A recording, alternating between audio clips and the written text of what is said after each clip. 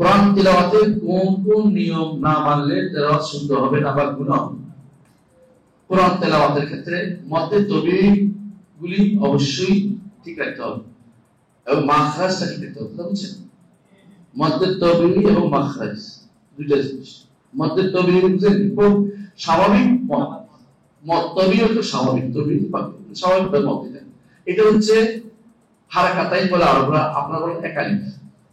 একালিফ কেউ যদি একালিফের 10 আলিফ টানে দুঃখজনক। আমি অনেক জায়গায় নামাজ পড়ে আবার চিন্তা কি করলাম, এটা সূরা ফাতিহা আলহামদুলিল্লাহ রাব্বিল আলামিন আলামিন তোমার পক্ষ থেকে আসে আলামিন একটু সামনে টান হারাকাতাই আদত একটু শেষ হয়ে গেছে।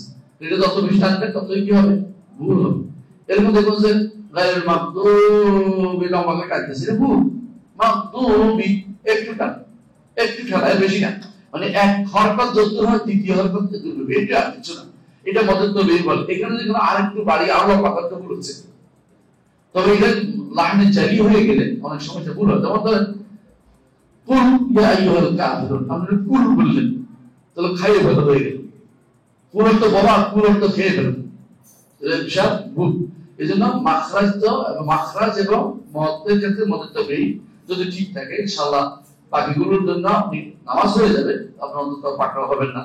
হ্যাঁ, এটা মনে রাখতে হবে।